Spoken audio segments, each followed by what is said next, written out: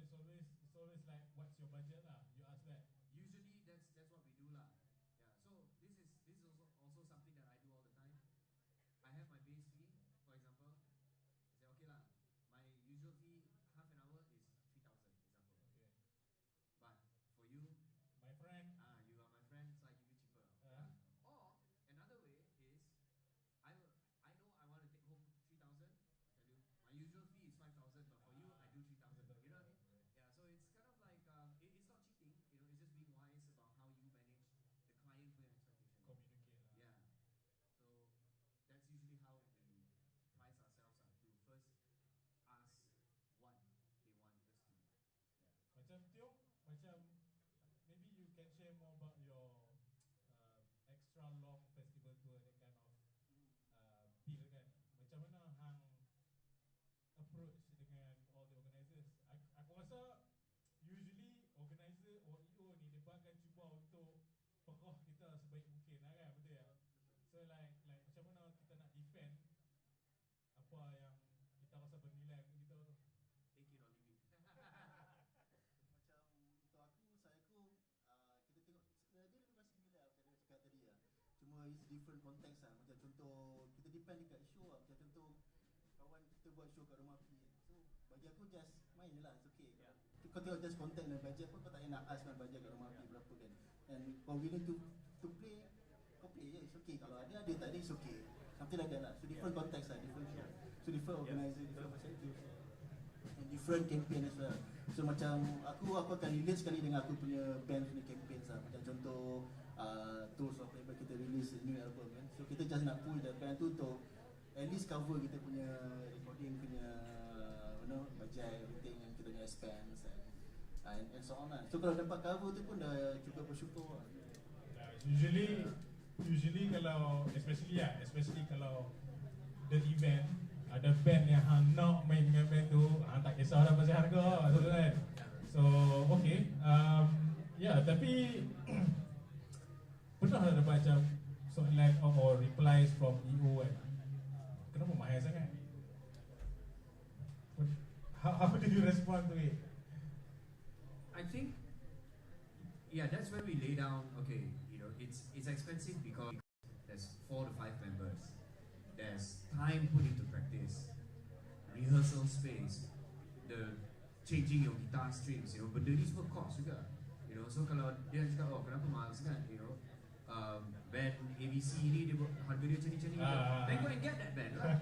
Yeah, but if you want us to play, then that is the fee that we charge lah. So it's also macam, to answer your question, it's taking pride in our own music. Yeah, so I think that is something that I feel what we did a lot.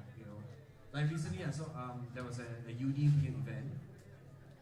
This girl just asked, how much are your rates? So I said, this is our normal rate, but let's talk more if you want to get us on board, because we're down, But she didn't get back to me.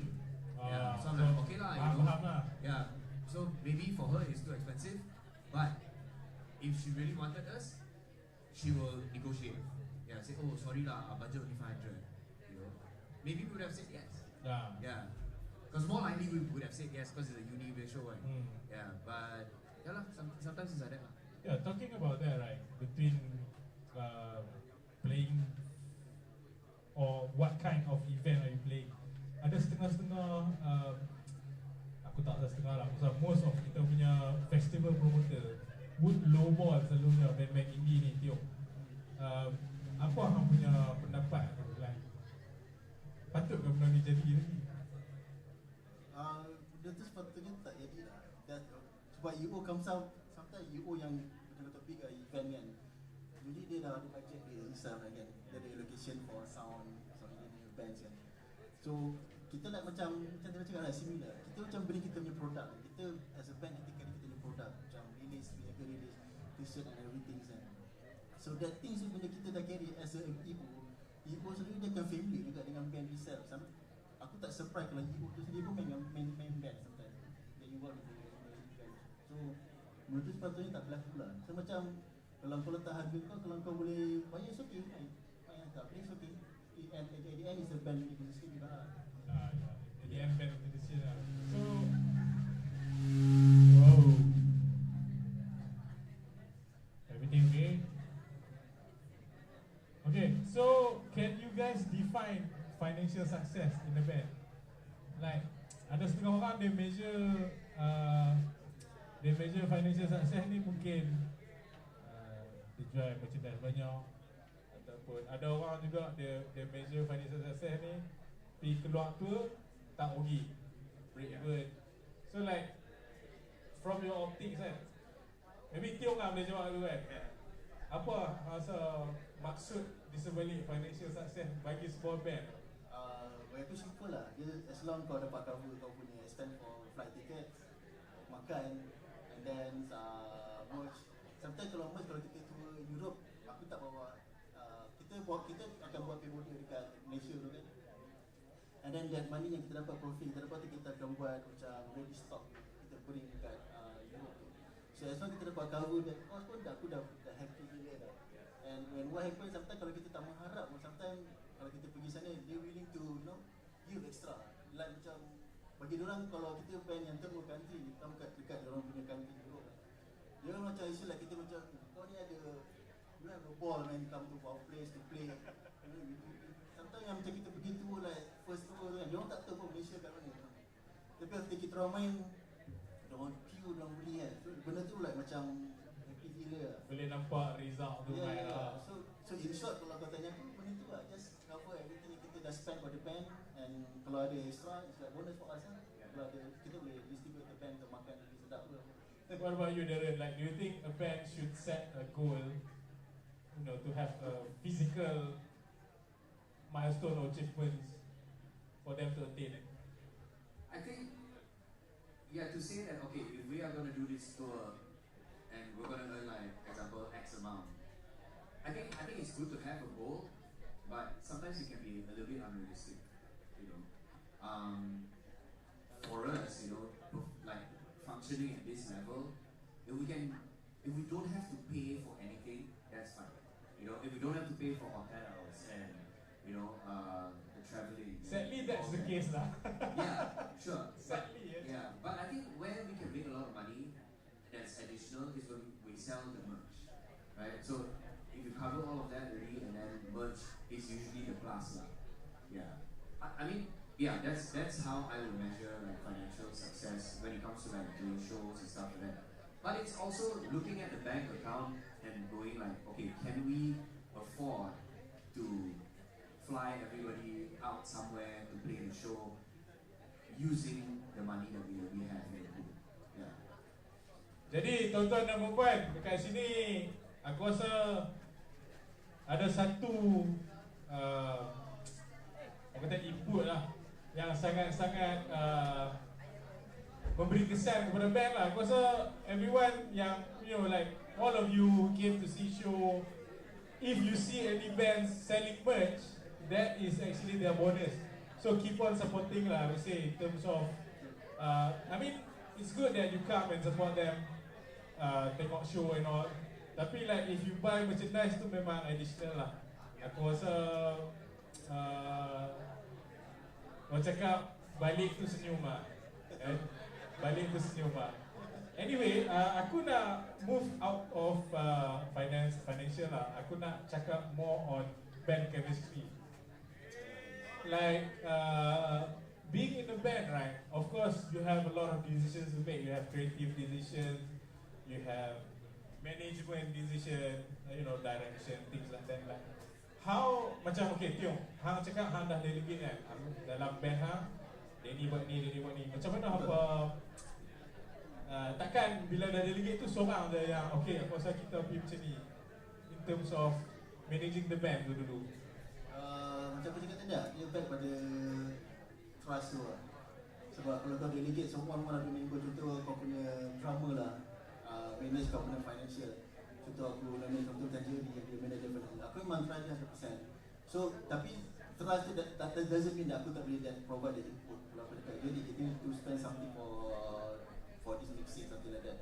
So dari situ kita nampak that chemistry tu, macam kita dengan dia dua kan, kita just communicate So that trust tu kita just kena sometimes kena negotiable lah, sometimes kena tolerate lah. Even tak sebetul kalau aku dah buat lagu, tak ada orang boleh kacau, kau kena buat lagu macam ni, aku tak cakap tak boleh. It's just open for the discussion as well. Speaking of this agreement tu, tengok macam hang kan Darren. Kalau like if you have a disagreement in the band, macam mana hang manage? How do you manage? Be it creative decision or I don't know, financial decision. Like I think for sure being in a band you have faced that. Yeah. When it comes to band chemistry and like making decisions, I think it's important to kind of like from the beginning to set the roles. You know, okay, your role is this, your role is this, your role is this. For example, in my band, there's always been at least 4 of us. So I'm always the leader. My old drummer then was always the follower. Because me and him, some of you know, so like on a creative decision, you know, usually we gel very well. Then there's always a leader, there's always a follower, and then there's one that will always try to cause disagreement, which I usually call the asshole, right? But it's good to have an asshole in the band because that keeps you sharp, right? Maybe you're so into that idea, but then this asshole comes and has a differing opinion, right? Then it opens up your mind as well. So it's actually not a bad thing. And then there's always going to be one person who is the diva. Dia tak nak tolong, dia tak buat apa-apa, you know, but there is some kind of contribution too. For example, my old guitarist, we always call him the diva because he'll come late for sound check, don't practice and all that shit, but he brings a lot of people to the show, you know, so that's his value. But he also has foresight to see a lot of things. Okay, maybe this is the direction that we should go in. For example, many years ago, he said to me, hey, we should do some covers. And I'm like, no, we're not going to waste time doing covers. We want to spend time writing our own songs, right? But because after many years, I decided, okay, you know, we're going to write and do covers. And because of that, we actually got onto a lot of like bigger corporate shows as well. So creatively and like I guess managerial decisions, everybody needs to play their role. They need to know what they bring to the table as well. Yeah. So it can't just be like, oh, okay lah, you know, you are in charge of this one thing and that's it. Right? Everybody has a role to play. Tapi tak pernah campak gitar. Not so much lah, you know. There has been times where kita macam like, hey, what the hell, man, you know, why making these kinds of decisions? But when we were younger, like, ada lah gaduh tengking semua, like, you know, like, but now, you know, we just make decisions as adults. So more diplomatic, more less emotions, you know, more about the goal. Yeah. What keeps you guys going? Yeah. In a band. Correct. So for me, when I started playing in a band, because my brother, you know, kind of was the person who introduced me to the scene and stuff like that. You know, he was friends with everybody, you know, Lovey Bush, Pop Shabby, you know, the guys that came before us. So when I saw all of that, and I was like, wow, I want to be part of this too, right? So then that's when I started my band and all that. And then I realized that I can't just be playing shows all the time because I played so many shows, and then there are only so many gig organizers. So then I started to think, okay, now how can I contribute so that I can play more shows? Then I started organizing gigs, and as I organized gigs, more and more people started coming to me, and that's how I understood my role in the scene. And I'm like, okay, now I can contribute to something more.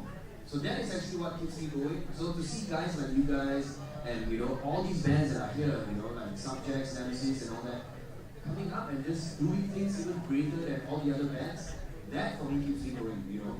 And being, so for those who don't know, you know, I guess now you will know. So I have maneuvered my way in the scene so much so that now I'm also on radio. I'm on hits where I play all the heavy shit, you know. And I also work in a brand, you know, that has so much to do with music.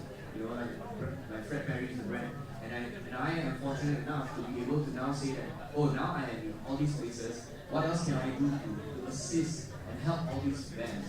So that's what keeps me going. Yeah. So meaning every morning you wake, you have something forward, something to look forward to. Yeah.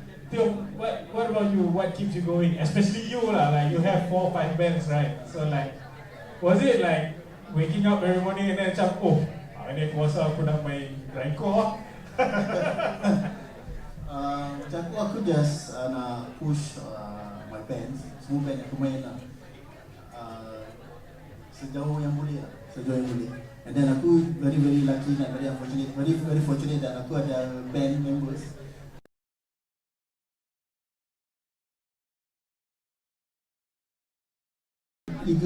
banyak lagi passion daripada aku. So aku nak main muzik aku ni just bukan kat Malaysia, aku just nak push band kat luar. Aku tak set borders, aku tak set the limit that okay to play one show in festival in Malaysia. No, aku tak set tu. Kita just go pull the band as far as we can. And sebab kita batang-batang kita just umur kita pun dah tua kan. So aku kan ada sendiri, aku banyak kat apa sebenarnya kan, kata tak boleh sendiri. So this is the time that aku inspire orang. Kalau kita tak dapat inspire, kita buat really protes for everything. Tapi kita tak dapat inspire orang. I'm just ambil family members or jiran, rakan-rakan yang ada ni. So bagi aku is no point juga. So itu yang buat aku jadi macam nak continue. It just bukan macam nak cakap, oh jadi tak, aku tak pernah fikir macam tu. Aku just nak orang tengok apa yang aku buat ni, if dia boleh buat, asal aku tak boleh buat.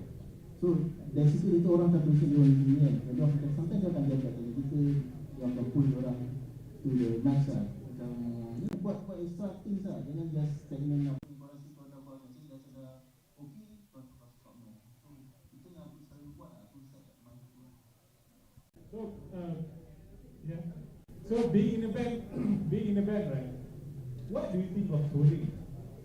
What do you guys think of touring? So like, bila hang duduk dalam band ni, sebuah band tu perlu dah keluar jelajah.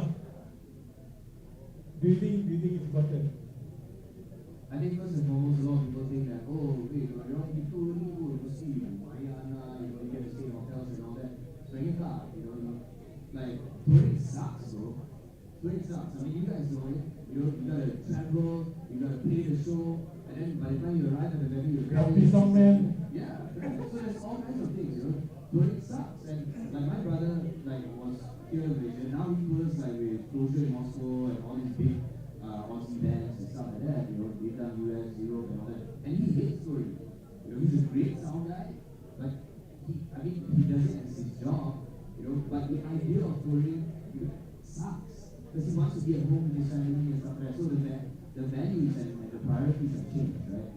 But do I think touring is important? It is important because you when you go to a different city, for example, kalau kita cakap like nak keluar dari Malaysia, from KL kau pergi main kat, like Penang pun, that is considered touring already. And I think people in Penang may not have seen you live. They want to see you live, right? And you're going to gain audience. So kalau kau pergi Johor, kau pergi Kuching, kau pergi KK, then you kind of know, where your fans are at, right? So I think that is kind of a reality check also. Because some people, and especially in 2036, a lot of people think that, oh, stream aku kat, like, yeah, exactly. EP dah banyak, and aku paling kaya lah, that's why aku boleh demand, oh, aku nak sini macam ni, aku punya tech rider and my concert rider and all that stuff, right? But the reality is, it's not always that. I've seen artists who have, like, this was a festival, this was Northern Music Festival. There was a basic artist that played at the festival. She probably had like biggest streaming numbers, millions. No one came to see her. Like they performed, orang kata lah. Like they were at the other stage, right? So just because you have a lot of streams doesn't mean that you are the greatest, right? So I do believe that you need to go out, play shows, whether in Malaysia or out of Malaysia, because at the end of the day, music deserves to be heard everywhere, right? Yeah. So I think at the same time, dia macam shock sendiri juga, ada sikit lah. There's a little bit of that portion. I can totally relate with you. Tio, aku rasa, okay, Tio, for you guys, untuk pengetahuan semua, Tio ni pernah pergi keluar touring and end up in the nak aku sebut lah. End up in the prison. Hey. Dia keluar tu ni dengan papers lah. Ha? Dia pergi Indonesia, sekali pak polisi tangkap kan. Maybe hang boleh serta benda tu like bila hang duk pi sampai kena masuk penjara kan. Hang rasa pasal apa yang hang sanggup pi tu ni? Walaupun risiko dah masuk penjara tu dah. Tapi for konteks dia kena masuk penjara tu sebab tak ada permit lah, sebab tak ada visa. So bukannya dia pergi merogol lah orang apa tak faham. Maybe hang boleh share lah tengok like apa hang rasa kepentingan di jalan sebagai band. Dan aku rasa sebenarnya dia tak masuk dalam penjara dulu. Dia jadi detail. Kita tak boleh keluar daripada Bandung like 4 days. And then dia extend kita punya flight ticket daripada hari Ahad sampai hari Rabu. So yeah, that's one of the reason nak fokus video ni. And it's very important lah. Sebab kau akan lalu benda-benda macam ni. Sebab kau takkan rasa benda tu kalau kau main dekat Malaysia tadi, for example. So sebenarnya persoalan tu balik, it's very important lah for that kind of experience. Sebab bila kau ada that kind of experience, next time kau akan tu, oi aku tak boleh buat ni. Sebab that time bila kita turun, kita punya US poster. So when US punya orang lah datang ke Indonesia, they have to make the work permit to play the bands lah. So kita try langgar, but sebab that show tu organised by Maintenance. So that show tu jadi macam kita nak small show je, tapi dia jadi boom besar sangat lah, macam besar juga. So that immigration datang lah. Datang tapi event Maintenance buat pun dia tak dia lasah lah. Masalahnya sebab macam cakap masa kita main kat IFI tu like macam French embassy lah. So immigration tu sepatutnya tak boleh kacau show tu sebab IFI tu sendiri dah dalam French. Ya, dia dah collab dengan IFI tu lah, French embassy. So sampai hari ni dia still fight that case lah untuk kita orang. So kita pun tak tahu apa yang ada. So aku pun dah move on lah sebenarnya, dah macam it's okay lah. Aku happy je. Relax je, chill. And then kamu ada perasan lah ni, it's a common thing for big artists here in Malaysia, but I think it's less common for bands like us lah. Tulis satu lagu, write on it for 3-4 months, and then tulis another song. So like 3-4 lagu lah. What do you think about it? Like also as a band, right? Ataupun dalam Kg as a creative producer kan, asal patut benda tu terjadi? Do you think it should happen? I think it's when it comes to like putting out music, there's just so many strategies, right? I think sometimes people think that if I'm going to put out one song, let's just write on it until habis-habis lah, then let's move on to the next song.